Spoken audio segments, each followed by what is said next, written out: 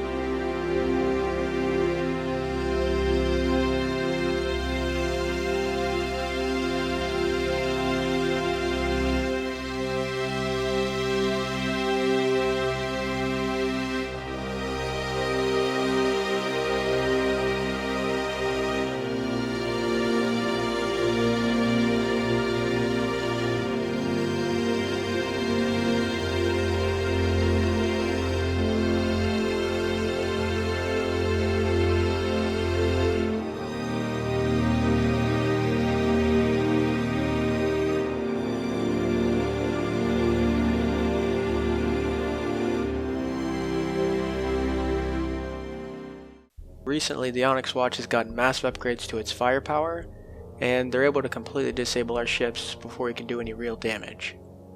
To compete with their upgrades, we've had to design all new ships. This takes time, and with the majority of our ships disabled or destroyed, we had to fall back and fortify the area around our forward shipyard.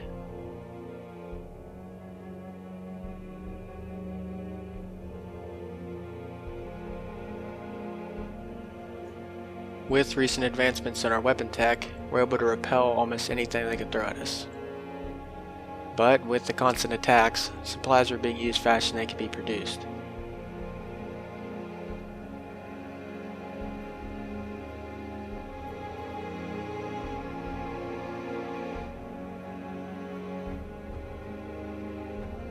They made countless attempts to destroy these fortifications, but we were able to buy just enough time to build our new ships.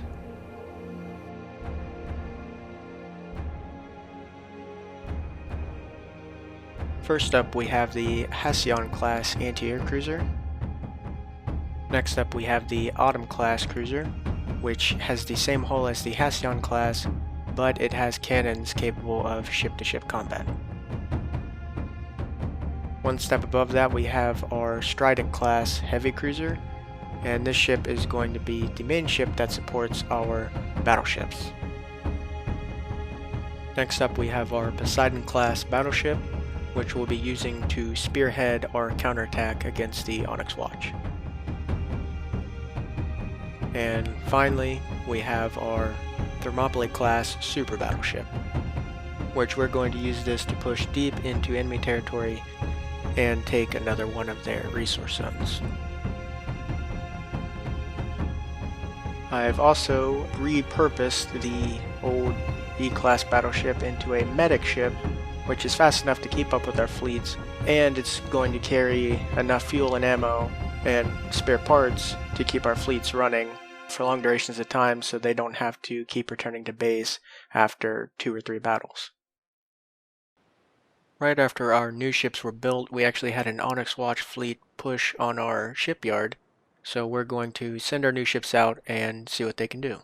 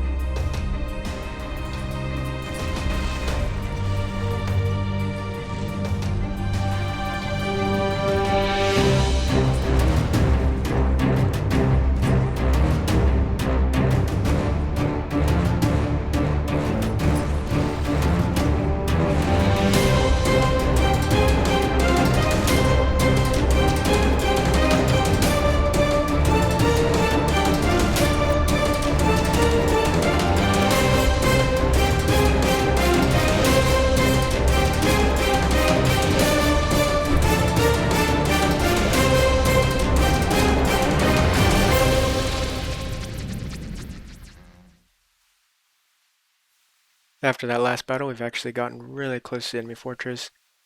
And as we're coming up on it, yep, looks like 7 enemy ships, including their fortress. This is going to be a major test of how capable our new ships are. And we might even have to fall back because we're just completely outnumbered here. But we have our Thermopylae class, so let's see how it does against these guys.